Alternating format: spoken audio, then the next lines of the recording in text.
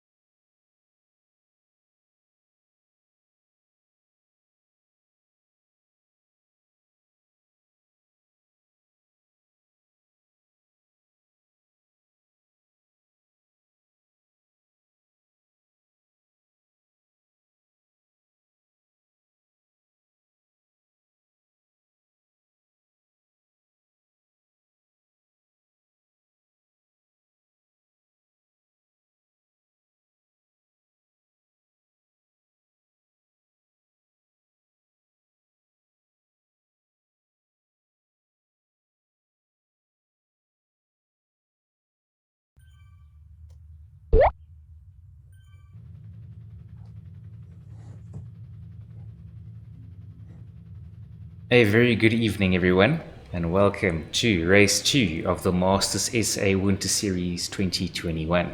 And welcome to Aaron Burrell joining us all the way from London. Hey, Quibus, thanks for having me again this week. Hopefully everyone can hear me this time, but looking forward to some really exciting racing tonight. It's one that's probably going to suit the climbers or more of an all-rounder. If one of the sprinters happen to get over Box Hill twice, that's going to be interesting, but we can expect a lot of electric racing and accelerations up that climb. Yeah, definitely. So it's a funny profile. It's sort of flat, flat with two major climbs in it. So I think you're right. I don't think our pure sprinters are going to be able to stick around and chase back on a course like this. That's just going to separate them from the rest, and ultimately we'll see. We'll see Eddie Houle taking the win, I'm sure. I'll see Eddie there, but I saw that last week's winner, Gustavo Aquino, is back in the field. Yes. And we know from racing him in the Division 1 series on the Swift Racing League, he's from Team Wares. And Gustavo is a crafty rider because he does go off the front. He likes to test the bunch. He can climb, he can sprint. So it's going to be interesting what the guys do on the second pass up Box Hill. Can they distance him? Can they put in some repeated attacks? It's going to come down to that. But, Eddie's raced him a lot. And, what we've seen lately is he's been able to develop a sprint. So he's not just a climber. Eddie has been working on his 15-second and 30-second power. So, it's still pretty much up in the air.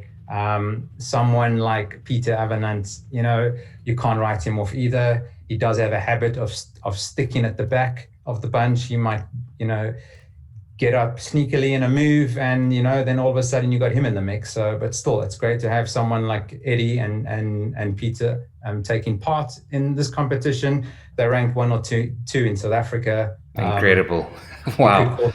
We could call them royalty. I don't know. Definitely, in virtual racing terms, absolutely.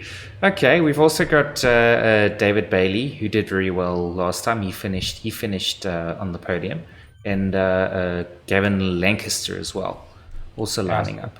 Yeah, there's also Rick Sorensen. Oh, and Rick, of course. The ever-present Rick Sorensen, who just has the habit of just pulling a rabbit out of the hat when you least expect it.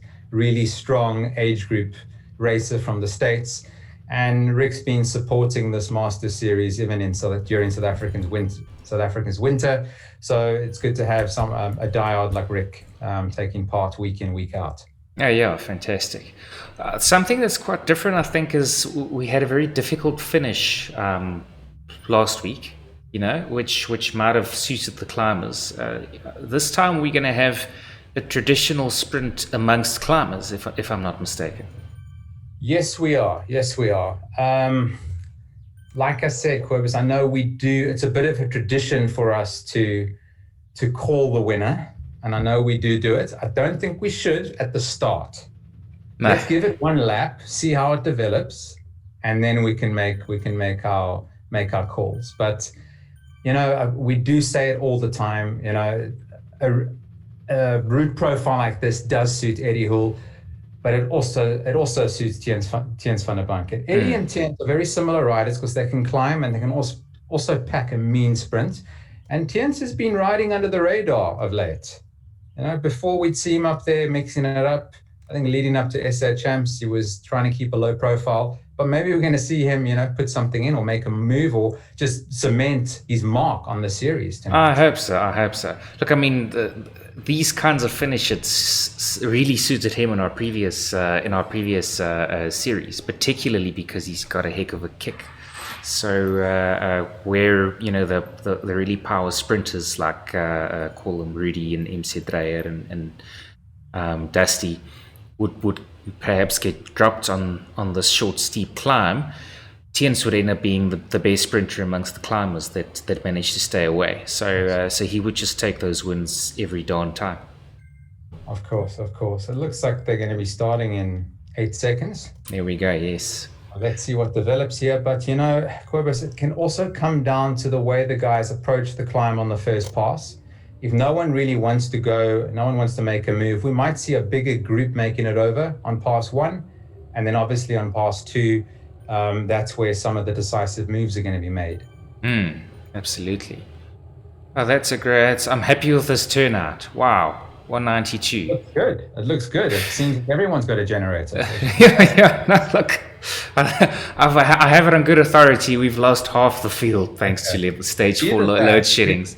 So given that, this is fantastic. Either that or everyone has plugged into Volvo's Jevonster's power network.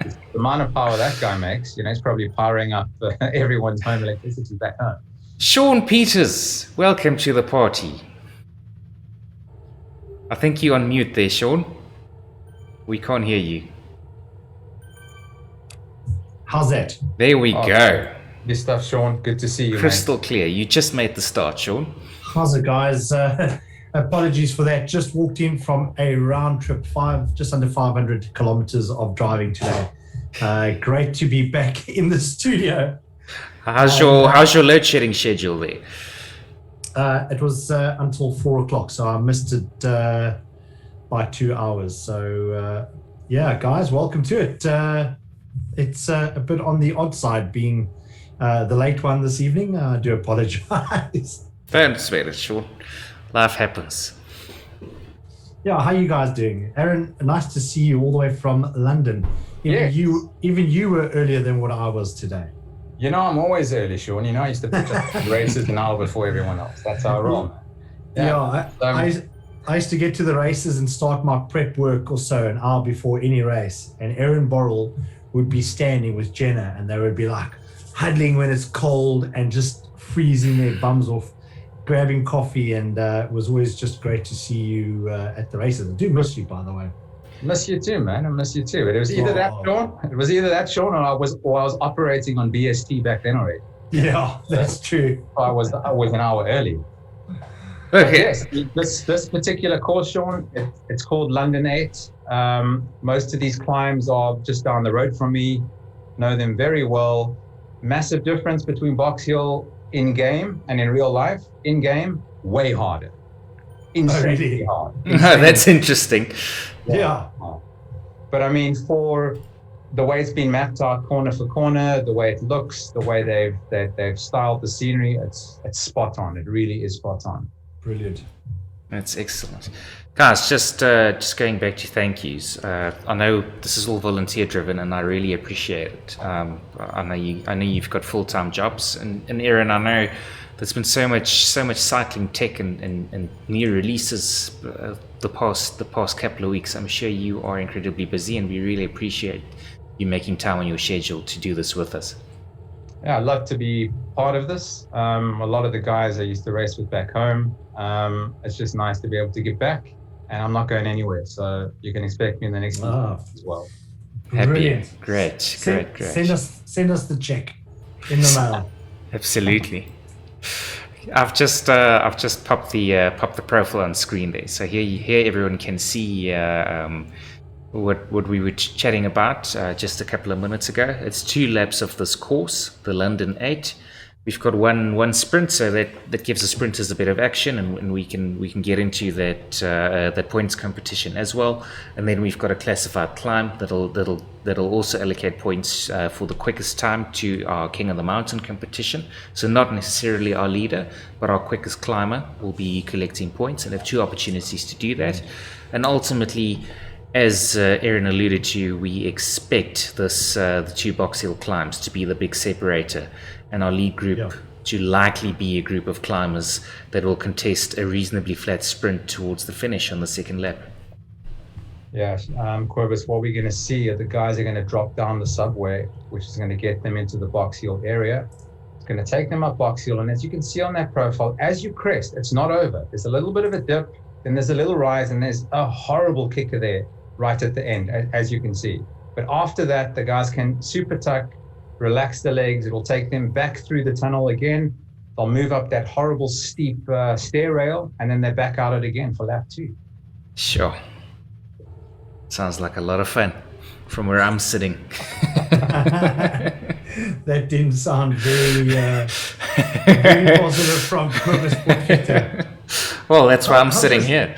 Yeah, how are you feeling, by the way, Kobus? You had a bit of a nasty 2 or 3 weeks ago. Yes.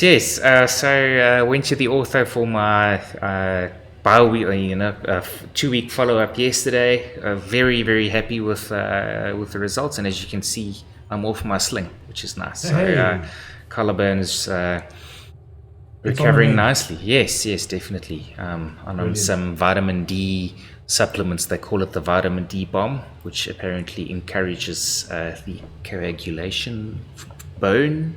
So essentially, meant to help the broken bone recover quickly, and Brilliant. I'll be back on the mountain bike in 5 weeks' time, which is nice. Great stuff. Aaron, are you staying injury-free at the moment while we're talking about injuries? Yeah, I haven't been injured since that horrible mountain bike crash in 2017. Yeah, that was massive. But what's been good is that slowly lockdown has been eased here. I've been doing a lot of time trial racing outside, which is good. It's the regional championships tomorrow. Got the rig set up, so hopefully I do well there. I'm expecting a decent result, and it's good that I'm not sitting on Zwift. I've had enough of that over this cold winter. We're only getting started this side. Yeah, we're only getting into it. And nice to see all the little SA flags above our riders, just looking down at the screen. If you've just joined our feed, a warm welcome to you. It is a Wednesday evening, in case you've forgotten your days of the week like I have yesterday. And we're out in London at the moment on board with David Garrett, one of the founding members of this amazing series. And David, if you can hear me, how's it, my man? I hope you're doing okay. And to the rest of the guys, as I said, have a look at that, guys. Leading pack now, CSR. Is that Rick Sorensen up in the front there? It always is. Always. Sean. Yeah. Ask. Yeah, well, I've got very bad lighting at the moment, which you can see. So I'm struggling to see the screen. So I might just leave you guys for a second to get this lighting issue sorted out. No worries. Go for it. I just cannot see you guys at all. So I think in about just under 2Ks, we're going to be heading in for the first sprint. First sprint, yeah. It's going to be interesting to see who does what and what tactic is played out. But we're sure going to see some of the guys are the main contenders gently starting to filter the way back to try and get enough speed, enough draft to sort of get through that line. So we can still see MC Dre's at the front. The tall man. The big man. The big man. He's tall and he's big, yeah. And Dusty Day's already at the rear there. So yes, we're going to start seeing some electric racing coming up shortly. Well, I was just going to say, Aaron, we usually make the call around about now. So let's put Kobus on the spot.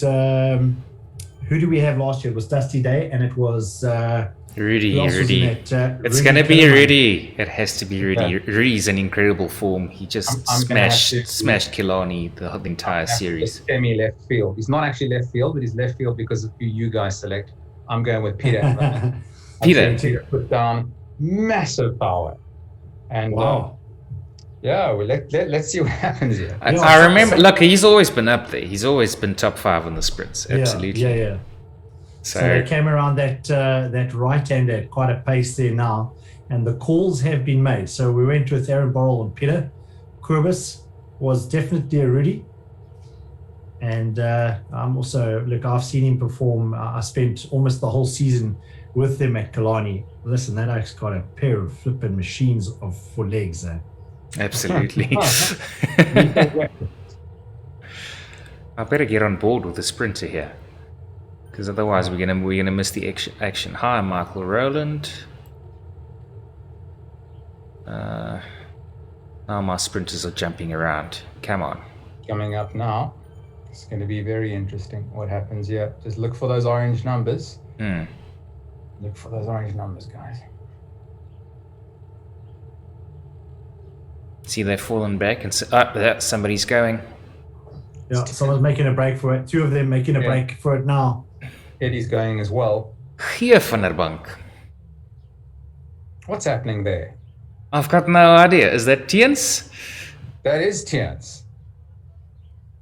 What is... Okay, well, Voldy 7-star takes it. Again, this is on the best time, not on first across the line. Yeah, it's from the start of the segment. So by the looks of to the line. things, it was. No. Yeah, it looks like Voldy, followed by Tiens, followed by Rudy, and then Dusty Day. Maybe Yeah. Peter's holding out for the GC here, Aaron. I don't see Peter. I did Yeah. see him earlier. I'm dead sure. Did you? Okay. Yeah, Okay. I hope so. Oh no, it would be terrifying. Maybe it was in my mind because we were talking about him. Oh, no, there he Yeah, it was is. a- There he is. There he is. Yeah, we're on board with Yeah. him. Peter's there. Cobus and Sean, this is an important part in the race because when these guys go, when these sprints are launched, there's a tendency for the bunch to string out for probably up to 5 seconds up the road. And if you're caught out, the group can actually splinter quite quickly. So you'll find the guys at the back that weren't even contesting the sprint, they have to put in a hard effort as well for fear of actually falling off the back. Yeah. Yeah, absolutely. We can see that, and we can see the experienced Swifters all coming to the frontier. And just getting back to that first segment time, it was a 12:39 there. Yeah, let which me is get that up really on quick. screen. Would be cool to have seen the stats from last year in terms of gains, in terms of time. It was a 12:39 from Valdez Zevenstad, the vomit comet, as we used to call him back last year. And I need to get this lighting sorted, guys. I'm just struggling at the moment. Give me just a second. I was Okay. hoping there would be some live sprint times on the site. I haven't been able to see anything, which is a pity. That would have just given us or alluded to what kind of watts per kilo was put out in that instance. But yeah, it was still impressive to see Tiens up there, Eddie Hull as well. I think he bagged 5th place in that sprint, just showing that he does have a bit of a sprint on him. Yeah, that's right. He did come in 5th. Yeah. Here we go. Good news for Cryo RDT is that we qualified on the weekend for the Premier Division. Oh, congratulations. Thank you. So from season 4, we will be competing with all the professional teams. That's And amazing. Some of the UCI Continental teams that have also qualified. So it's a big move for us. It's a big step up, but the squad is huge. I mean, there's big depth in there, and obviously Eddie's going to be having a field day racing against the likes of those guys, and that can obviously help with his quest for the number 1 ranking, which is so hotly contested. It's not even a point between the top 10. Oh, wow. Incredible. It's incredible. Oh, that is ridiculous. Oh, well, I guess that is credible, in fact, you know? Yeah, of course. If it were a one-man show, it would be suspect. Oh, that's really cool. So how many guys have we got in this bunch here? It doesn't look like it's reduced much. But they are going to be making their way to the subway from here. So it's a bunch of 60. A bunch of 60. Okay. I That's see it. there's still got Jaco Venter in there. And as we spoke about earlier, Cobus, I mean, to have someone like Jaco Venter participating in an event like this, he's raced in every single Grand Tour. So that will be Tour de France, Giro d'Italia, and the Vuelta a España. So to have someone like that taking part in this, it's really good. It's great for the guys. I mean, to have a name of that caliber, of that ilk, racing and participating. Yes, it's fantastic to have a previous World Tour rider and somebody of his stature, and of course an elite SA champion who went wearing that SA Champs jersey to 2 Grand Tours back in 2016. Yeah. So it's just great to have Jaco on board with us, and we're really happy to have him. I see there's a Zimbabwean riding here as well. I saw the flag briefly there. Coach Wood. I don't know much about him, but it's great to have another one of our African brethren taking part. Well, we've got quite a few Namibians that participate, but they participate on the South African flag. Imsia, amongst others, he's Namibian. Emster, what are you doing with the South African flag? Bring Yeah. that Namibian flag out. Come on. Love to see it. Definitely, I agree. I mean, he's actually done lots of our races from Windhoek, if you can believe it. Oh, brilliant. As you can see at Cobus, they're dropping down the subway. This is going to take them to the outskirts of Zwift's Richmond Park. It's not the Richmond Park in London. Box Hill and Richmond Park are quite far apart in reality, but in the game, they're quite close. So they're going to get through a roundabout. They're going to take a left to start the pre-climb for Box Hill, and then they're going to turn right, and that's when the pain is going to start. very keen to see who makes it over first time round and what actually happens. So, you know, in the past, you usually see the splits happening on the first corner, which is as they turn left, it's going to kick up quite substantially there. And then once you get, if you can hang on to the zebra pattern on the climb, if you can hang on to that section, there's not much longer to go. It's probably around 800 meters, maybe a K, and it flattens out there. So if the guys can hang on, look out for that zebra pattern, and you can save yourself the hassle of being dropped. Okay. And then there's that little, sorry, guys, I'm back now. It seems like I've sorted everything out. There's that little dip, and I think we're leading into it now. You said just before we got to that hill. Just looking up at the route map now.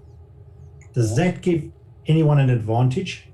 Which dip, Sean? If Cobus can bring up that map again, I can have a quick look. So we're at 12.9 Ks. We actually on the start of the climb, I think. Yeah, that's what I'm saying. Is there that little contour that you see there? No. Does that give them? There's no advantage there. No advantage from that at all. No. All right. So they're hitting the initial slopes of Box Hill now. Okay. They're going to turn right onto Box Hill proper. That is, they'll know they're there because there's a little house on the corner. It looks like they've started it now. They have. The pain is going to start. You can see Peter Avenant's already putting out 0.5 kilowatt. So you can see what's happening there. 0.5 kilowatt. That's one way of putting it. That's quite a scary way of putting it. I've never actually heard it like that, Aaron.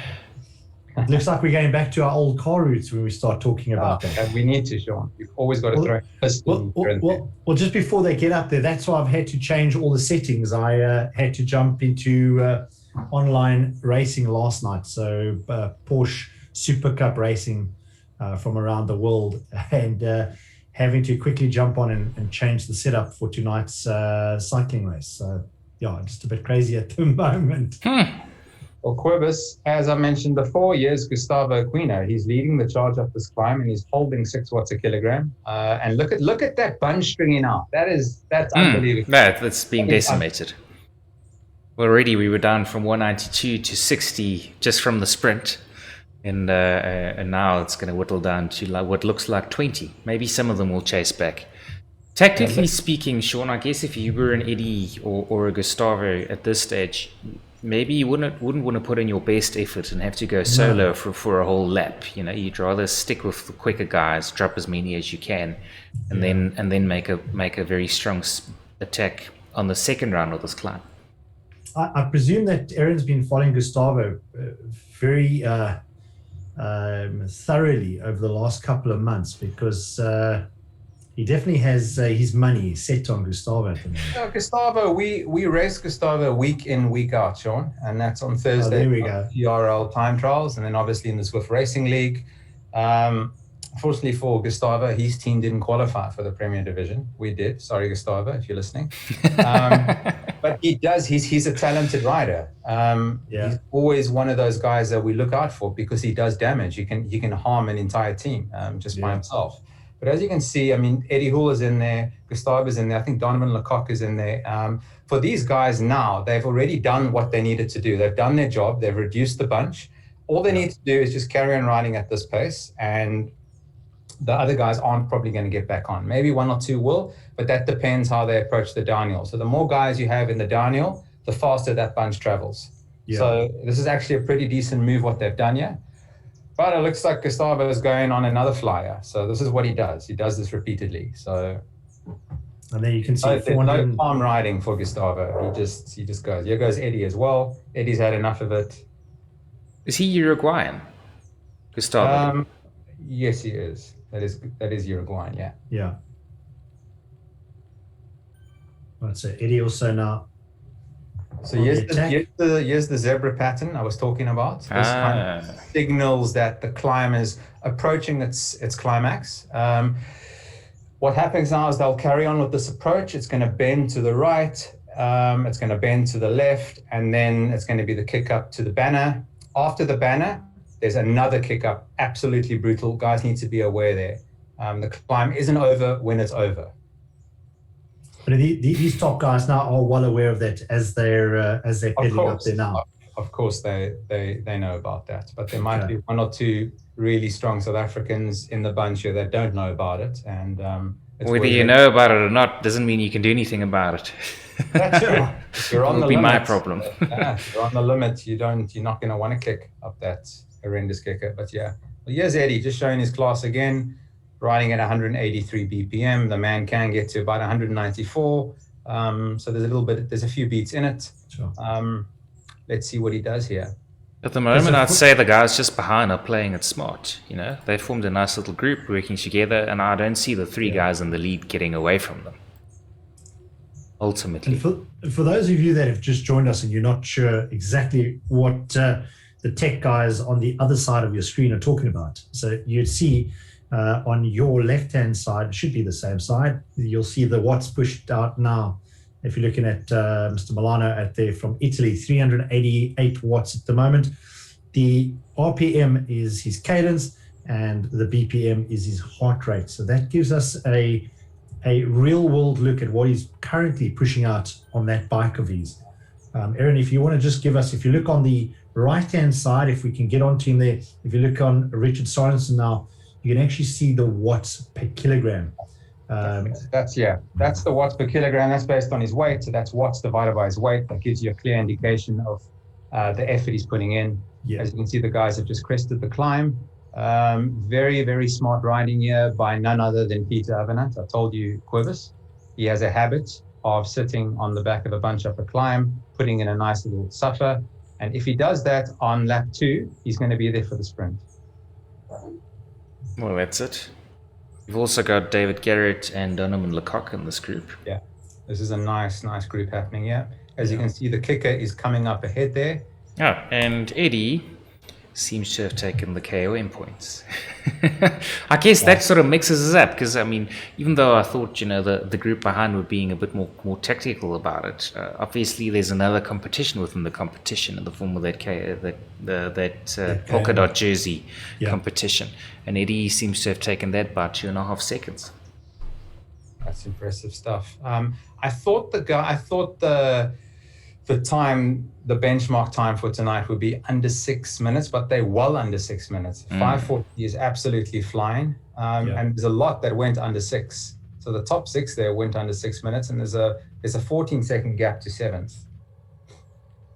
I mean, as you pointed out in terms of riding cleverly, Peter Avenant's not on the top 15, which means he timed his effort to perfection to not work as hard as everyone else, but still come out with the leading group at the top. That's phenomenal.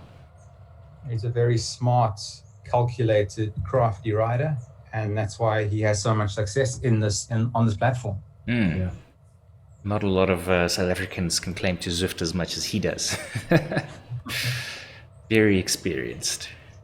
Looks like it's all back together. So a nice bunch here of around 18. I can't tell the exact amount.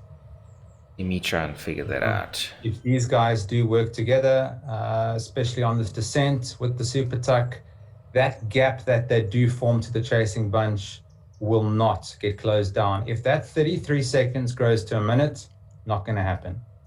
Not going to happen. Okay, 15 riders in our front group. There we go. It looks like Rick Sorensen is trying to get back on. He's number 15. Okay, there we go. So what's going to happen now is that they're going to run down, they're going to go back into the underground, and it's a little sharp little chicane. It's a right-left, which takes you up the stairwell, which kicks to around 20% for about 100 meters. It's going to hurt the legs, but I don't think anyone's going to do anything stupid there. They're going to go up at pretty much similar wattage, recover for a couple of seconds, and then hit it hard as they go over London Bridge. But Aaron, I mean, just so for viewers that, like myself, that haven't actually ridden the course either in the virtual or in reality, there is quite a sharp downhill there. You can get some rest into those legs before you get those little kickers. Yes, on any of these descents that are greater than 5%, and if your speed can get above 54 k's an hour, your avatar will naturally go into the Super Tuck position, which means that you're just freewheeling And that can be on a box yield descent, that's anywhere between 1 minute and 2 minutes. Granted, there aren't any little kicks. And that's really going to flush out any lactate, give a little bit of recovery, and then they can smash it again. So it gives you time just to spin those legs out and just clean them out. Yeah. Yeah. Okay. So the major landmarks in this London course, Aaron, they all are part of the London Surrey race, right? The Ride London race. Ride London. I did that race in 2019. It's kind of like England's Argus cycle. Definitely, yeah, and it's been growing massively. Yeah, mixed with the 1-tonner, because it's around 160 Ks, and they've modeled the event and how it operates exactly on the cycle tour. So I think they came over, looked at a couple of things, they chatted to David Bollez, and they implemented all the things that worked with cycle tour into Ride London. I would say that Ride London has a lot of work to do to get onto the same level as the cycle tour. There was a little bit of chaos at the start. Unfortunately, an event like that is self-seeding, so you can literally tell them where you want to ride. So there is the reality of riding with clowns. I literally had a guy dressed up like a clown next to me in the start. I was riding with a clown. But it's beautiful because it takes in all the best parts of London and Surrey. So you're going to do Leith Hill, you're going to do Box Hill, you're going to ride past Big Ben, London Bridge, Richmond Park, Buckingham Palace, everything. It's a great. So all the landmarks that you guys want to see. Yeah. So yeah. But that's 100-mile or 160-kilometer course. So these subways within the Zwift course, which is much shorter, sort of act as a teleportation device. That's exactly what the concept is around the subway. Okay. Well put. That's well put. So the guys take the subway from Box Hill to the Palace. That's nice. Okay, that's great. Look at the rate that they've been going. I actually expect London Surrey or Ride London to be the world's largest time mass participation event. Which a crown currently held by Cape Town Cycle Tour in the next 5 years or so. It's incredible. It's incredible what they've achieved there. But I mean, from what you've mentioned, it sounds altogether less attractive. I wouldn't call that the World Fun Ride Champs, as we do with Cape Town Cycle Tour. Because here you got to fight for your seating, Yeah, and I mean, you're not going to get the same level of water tables, if you want to call it that. There's no free food and stuff. You have to pay. You got to tap your credit. What? That's incredible. You don't have any of that, Quibus. The Brits are so for profit. That is impressive. Really blessed back home to have that infrastructure and just to have the ease of racing. It's really hard. It's actually really hard to do races here and attend sporting events. That's what's nice about back home in South Africa, the accessibility of things. People really take that for granted. The race setup and the way things are organized over there, world class. Really, really world class. Guys over here have a lot to learn. But it's probably going to take someone from South Africa to show them the right way. Am I that guy? Am I that guy? No, I think it could be Sean. Come on back, Aaron. Yeah, come on back. It's a lot easier. Look, David Garrett loves getting into chats with the foreign riders who maybe aren't as familiar with South African racing. Through the Masters SA Facebook page. In one conversation that I sort of followed anonymously, he was chatting to another aspiring amateur rider and explaining that what makes the Cape Town Cycle Tour unique is he's lined up with Christoph Sauser, with Lance Armstrong, with all of these guys. The amateurs race with the professionals here, whereas even at London Surrey, Ride London, they split the Saturday, Sunday. The pros race on their own, and then the amateurs race on the Sunday. And that's something that's still very unique to South African racing. Whereas it's really nice to ride with Yaku here. You can actually line up with them at a Wines to Wales as well. You can line up with them line up with them at Cape Town Cycle Tour. As a high level amateur, that's quite unique about South African racing still. Yeah, I mean the routes on the Ride London is very different from the amateurs to the pros. So the pros go up Box Hill about 5 or 6 times. Yeah, they do laps for spectator value, I assume. They do laps. It's still 160 Ks. And I think, from what I remember, the last time the com was taken by Michael Matthews, who's a sprinter. He did Box Hill and averaged, I think, 36 Ks an hour up there, which is unreal. Yeah. Absolute monster. Yeah, it was That's incredible. just showcasing a monster, really. Pretty much. I think, guys, it's that time of the show where we chat about our prestigious partners and our sponsors of. And I hope I'm not jumping out of the gun here. Not at all. Chris. Not at all. But I think it is that time of the evening just to thank the guys like RDX for being on board this year. The likes of Powerbar, we've mentioned Trevor over the last 2 years. You'll see our co-anchor sitting on your left or your right-hand side. You'll see he's wearing that Powerbar cap. Thanks, Trevor. A great sponsor to the series, of course. Uwe Kuter, guys from Cape Multisport, and of course, I'm going to let Cobus take this one. The guys from N Squared, that very, very cool prize. We saw them last week. We took some photos of them. We watched the guys in studio down in Paul, Specialized, and Cobus, on to you.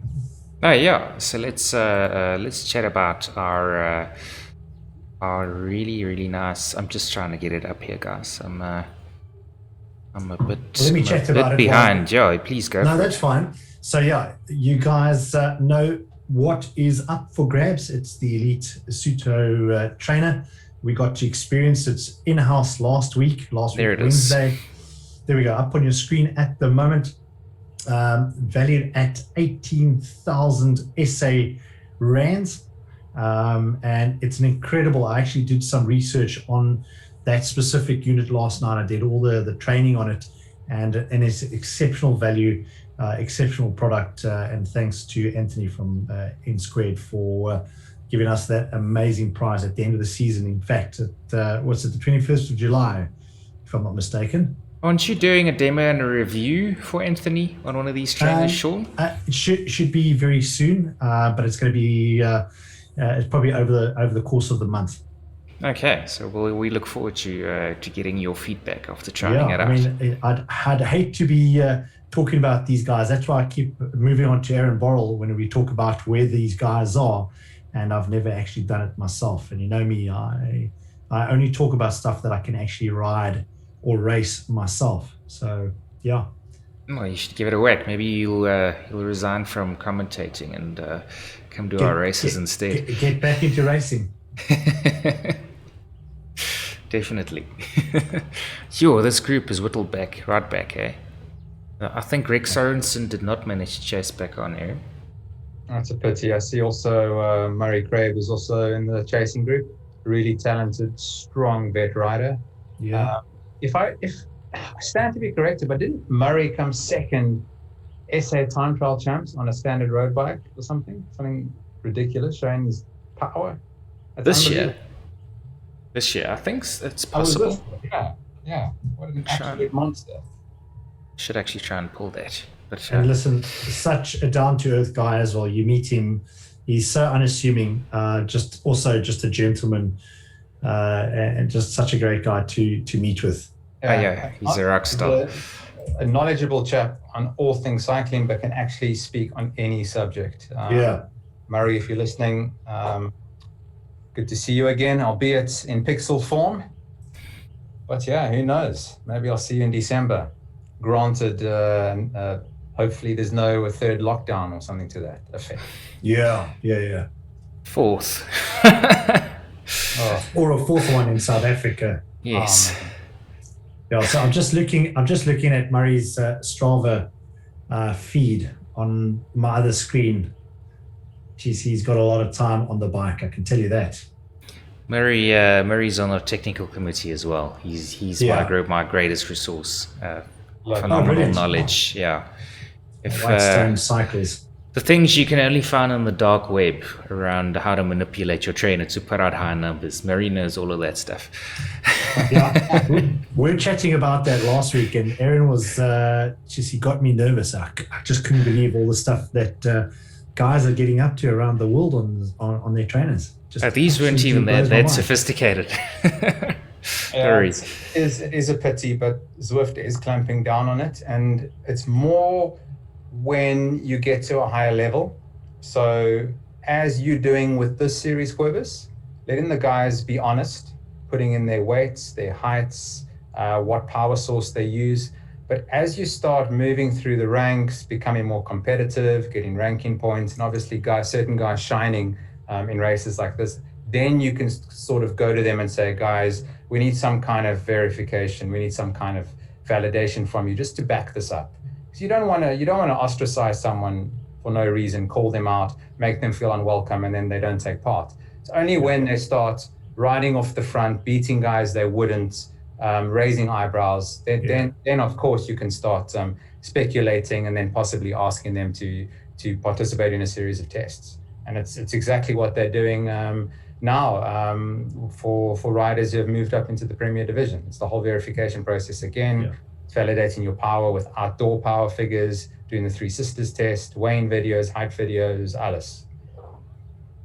Well, quite incredible, because if you think about credibility-wise, we were doing that already last year, back in 2020, in the first of the Masters Series. So I think a round of applause goes to Kobus and the team in the background that were doing those things.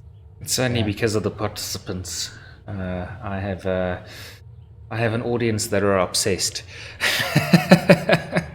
And that's the reason to keep these guys interested. We had to keep things credible.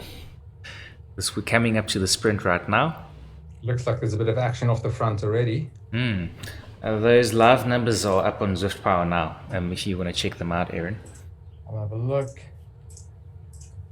You'll only be able to see sort of everyone's best 15-second watt per kilogram and absolute wattage numbers. After we've gone through this banner, I'll put that up on screen as well. All right, so that comes up at 28.3, so about 200 meters. Now you can see them powering up now. Seems Eddie's getting a gap here by going for this thing. Look at that. Unbelievable. Eddie just showing his all-round ability and talent. It's going to be interesting to see where he does here, because there's still a gigantic group coming from the back. And those guys are probably more likely to get the fastest time this time around. No, he's given that they've got the draft. Yeah. They can put out lower power, but still get a better time. Eddie's trying to string the bunch out even more and whittle that bunch down. So if he can get, I think, at least 6 riders and those guys crest with him up Box Hill, just going to make life a little bit more easier for him if he does want to go for the overall win. And that's going to go down to anyone who finds himself in this bunch. It's about whittling it down, getting rid of the guys that are just holding on, and repeating that process until it's just the best of the best that's left. But for now, they're 3 riders who are not working together yet, but they do have a 13-second gap on the chasing group behind. I mean, that's significant. Who have we got there? Is it Eddie, Gustavo, and someone else? Yes, whoever this Jay Marino is. I guess we can get into Zwift Power and stalk him. Never heard of him. That is a bad sign. He is an A+ rider, from what I can see. It just means that his average watts per every race he's done is over 4.6. He looks legit, from what I can see here.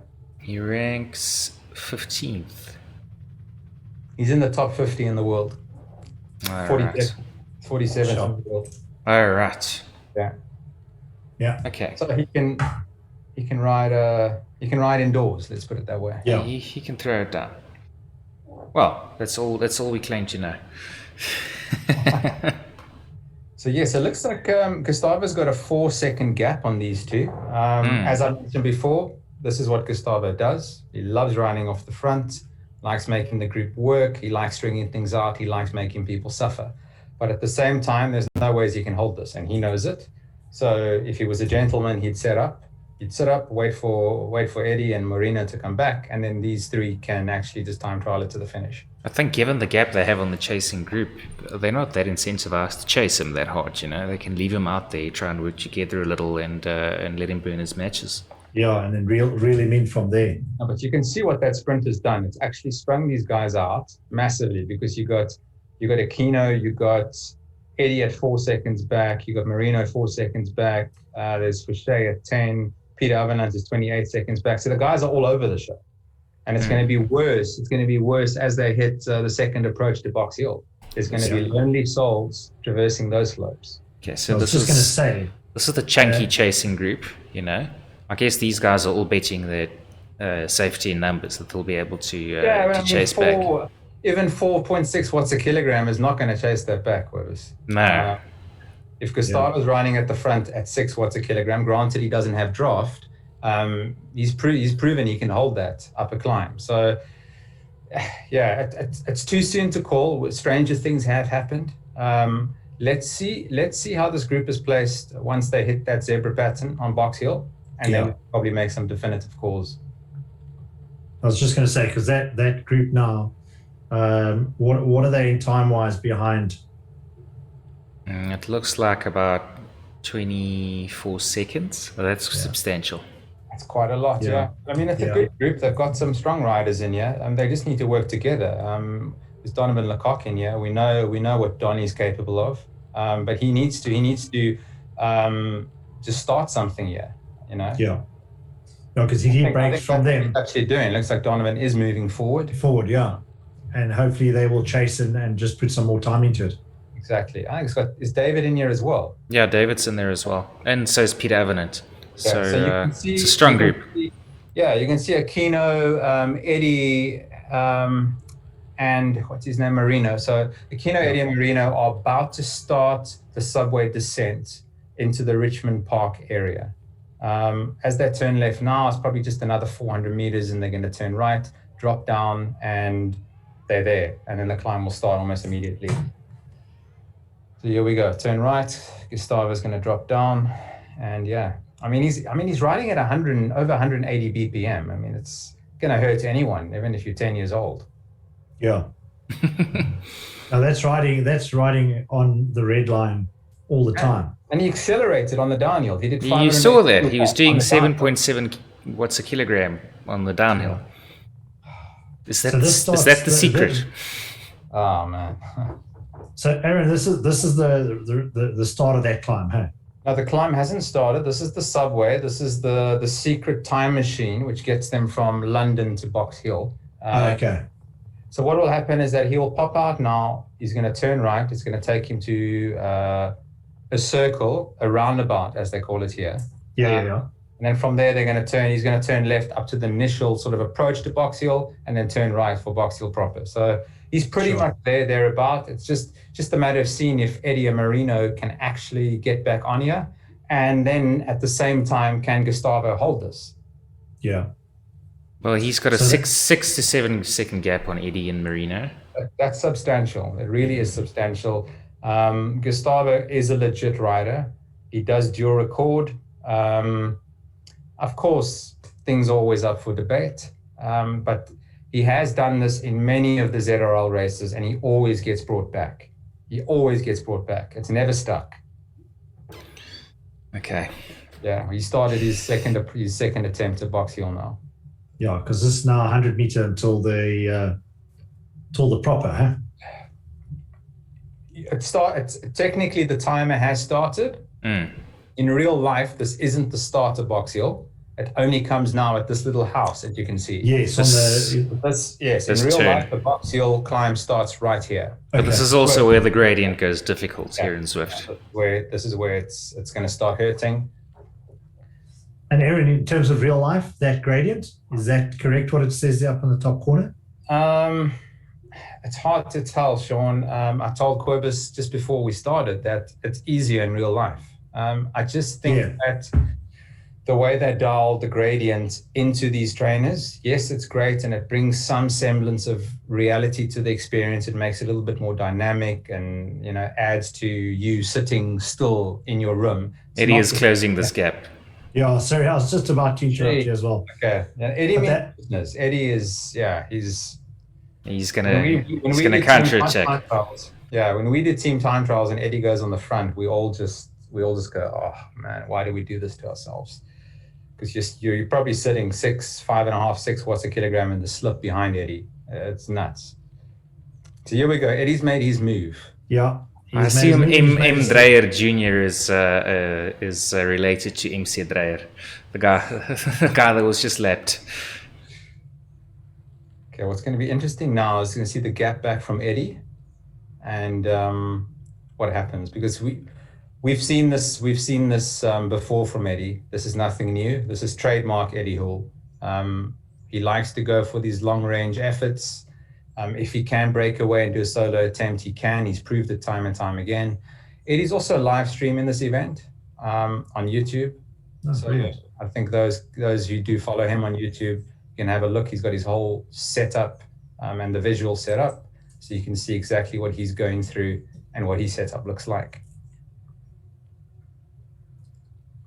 So this is the first corner of Box Hill, and you can tell by it because of that I love Box Hill sort of painting. That is exactly the same as real life.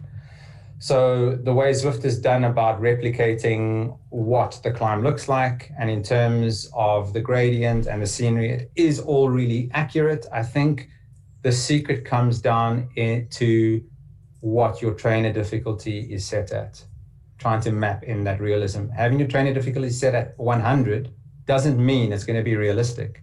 Setting it at 40 or 50 or 60, it depends on the trainer, it depends on the brand. With the Zwift Racing League, your trainer has to be set at a minimum of 50.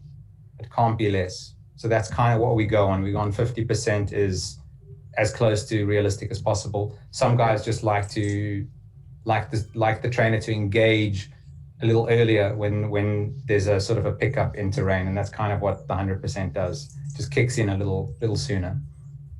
Particularly running it at 50 allows you to find a comfortable cadence on any climb. Yes, of course. Well, it looks like it's Eddie and Gustavo Aquino. Yes. And Eddie has a real soft spot for Gustavo, I can tell you that.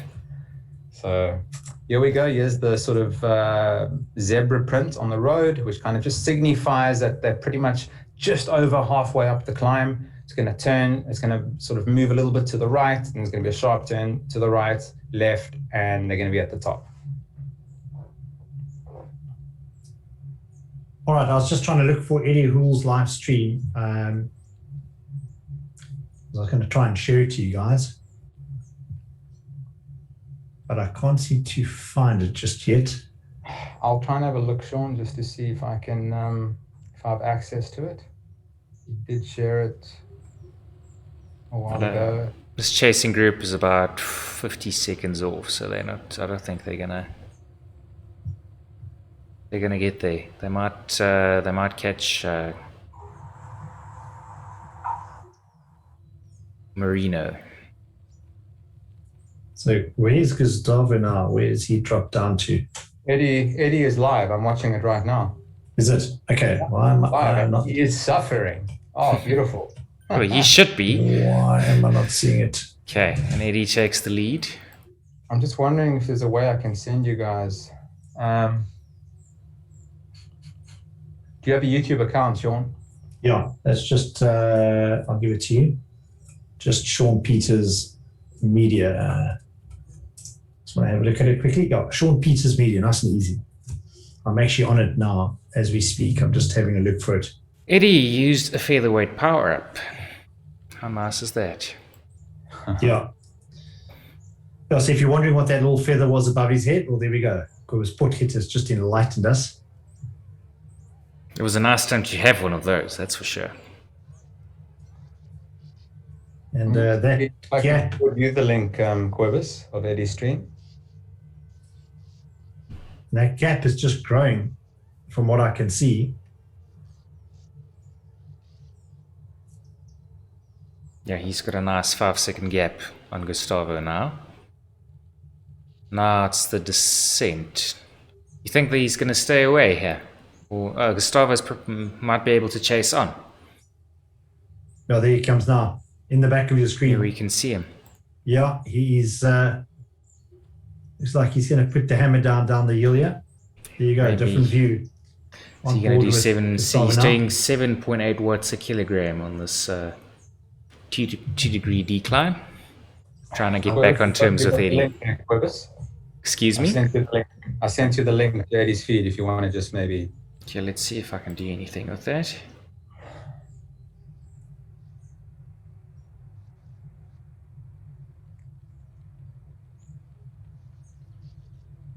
Yeah, always great to, for the folks that might have only just joined us and you're not used to what you're seeing on your screen, if you can actually see the rider, it's one of the things that I've wanted to do last season. And if Quibus pulls his magic, we might be able to get Eddie Hull. Here we go.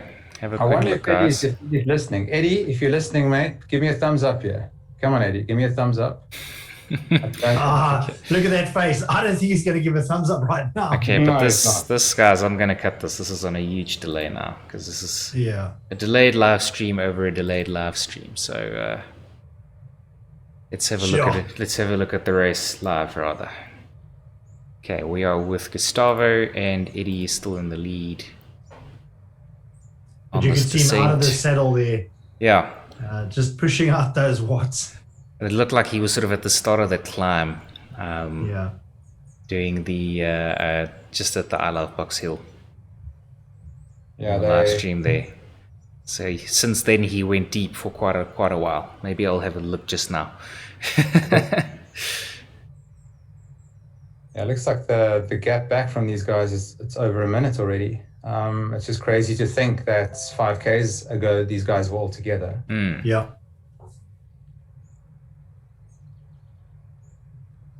Okay. So we know Eddie Hull's your man. Oh, he's I think Aaron's my looking teammate, good. It is my teammate. Is he going to sustain us? Is he going to sustain it till the end?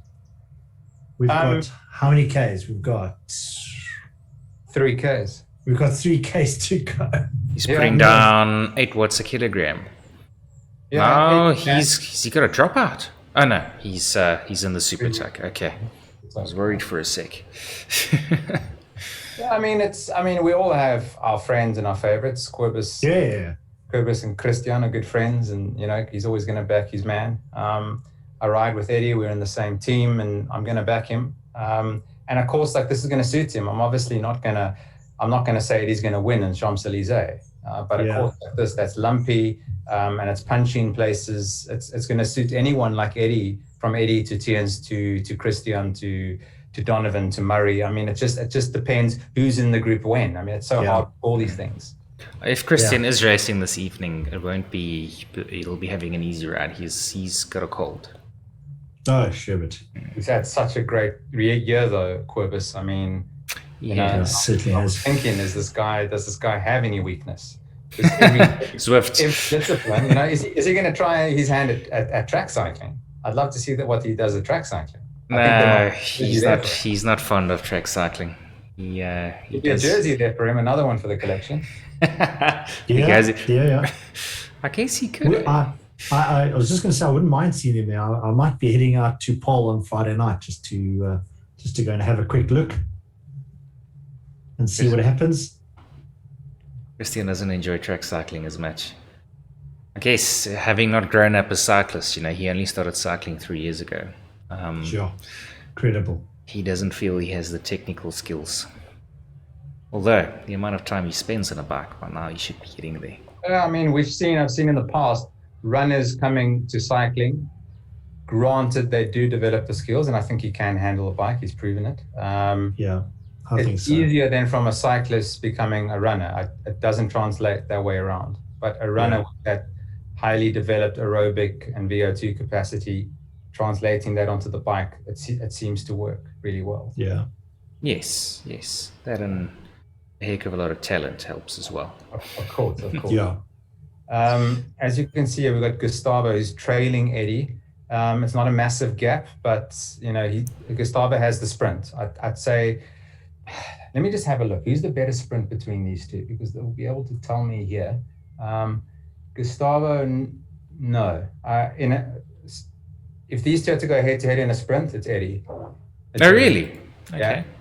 Gustavo, 15-second PB is around 11. Eddie can do over 15 watts a kilogram. So it's not an out sprinter, but for a climber to hold 15 in a sprint, it's pretty impressive. Oh, there's an aero power up here. And Gustavo's going to go for Eddie was doing this tactically. Yeah, Here look comes at the that. draft. Oh, superb. He's got the That's draft. He's going to perfect. help him to get back in, and now he needs to kick. Eddie needs to kick as he passes Gustavo. Turns out being it's caught was part of his plan. And Yeah. Eddie, Now Eddie needs to kick. He's at 600 watts. What's going to happen now? He drops it down to 500, and he should be able to put it back on now because this is no, the he's got this. He's got this. 9.1, 9.8, 10 watts a kilogram. I don't think Gustavo is kicking on. Look. It's Yeah, great. no. He set up.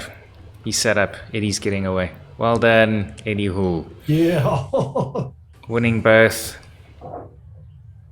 Excellent. among South Africans and overall globally. That's fantastic. I'm watching the delayed feed on Eddie's YouTube page, and the guy is going freaking hammer and tongs, yeah. Well, that'll be fun. Maybe I should see if I can get that back on screen now. Do a little bit of a replay. That'd be fantastic. Yeah, I'd love to see that. Winning move, yeah. Yeah. Up Good in, job. this, Good job, in that young last sprint. Yeah. Good job. Ah, man. See, can I rewind the live stream? Yes. You looks can, like yeah, I you can. You can, yeah. He's done it. He raised his hands. Good job, Eddie. Good job, sir. Well done, Eddie. It means he's watching us as well. Well done, bud. Well done. It would be great to get Eddie on an interview. Yeah. if possible before the event next week. We're going to chat to just see what he does before race and how he approaches things like this. Yeah, I think Aaron, well called.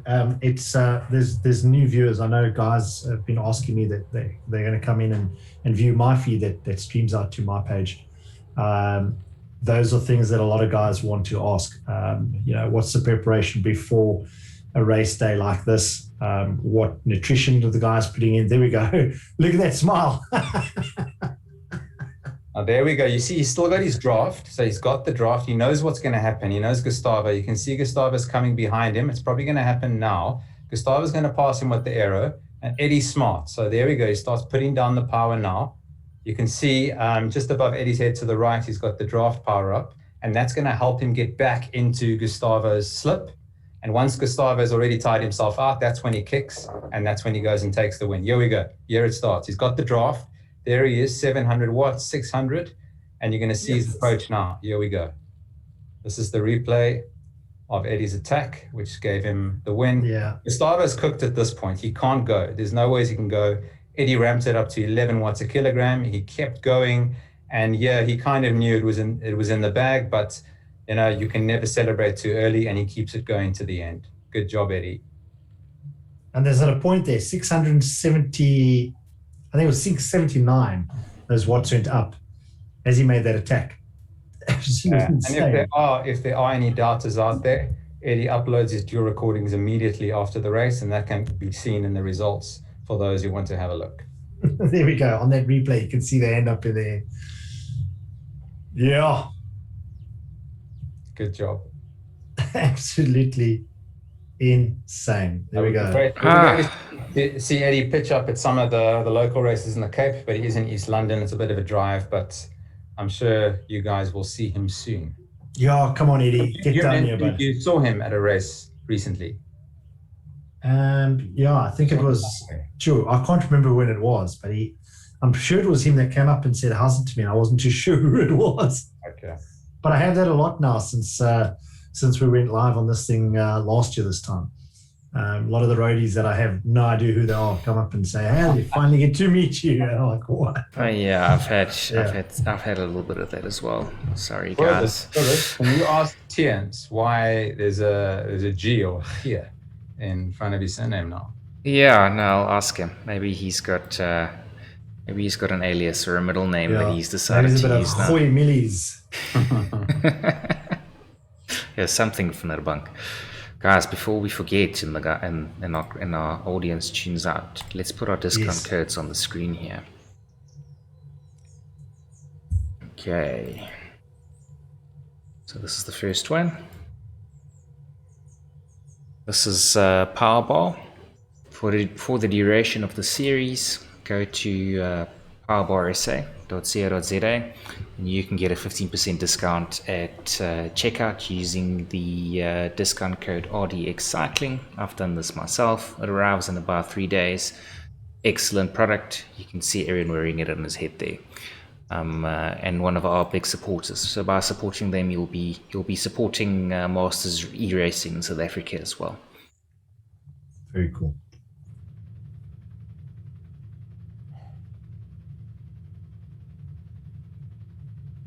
And the other one, Bicycle Gear, our new sponsor for this season. Now you'll see them when we're racing the live stream. From the distributor's perspective, it's more important for them that we push the brands which they are distributing locally. So instead of the N Squared logo this evening, we had the Elite logo on there. And the same thing with Bicycle Gear. Amongst other things, they carry Vermaak South Africa. It's a very, very, very cool brand, used by the likes of Quickstep, of course, the professional World Tour team. And get onto their website, bicyclegear.co.za, and you can also get a 10% discount at checkout using the discount code #RDX Cycling. So thanks a lot for your support, Eve, Jonathan. We appreciate you guys supporting us, and we'd appreciate it if you guys can go and support our sponsors as well. Okay, gents, I think that's just about it for us this evening.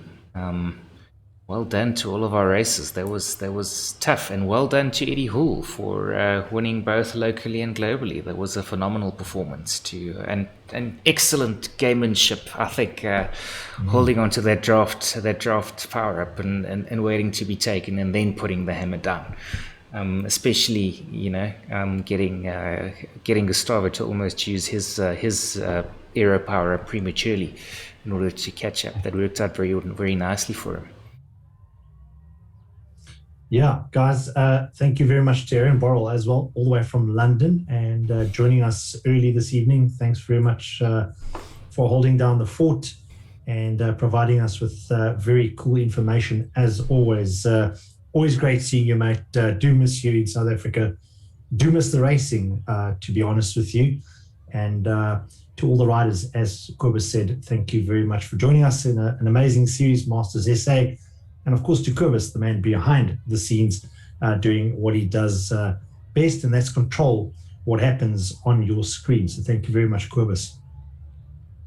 Thanks a lot to you as well, Shaw. Appreciate you guys coming on and helping me make sense of all of this. It's been fun. Yeah. Thanks, Kobus. Cool. Thanks, Sean. Looking forward to catching up with you guys next week. It's going to be a cracker. Excellent. Cool, guys. Have a good one. Have a fun evening, folks. Thanks, James. Bye. Ciao.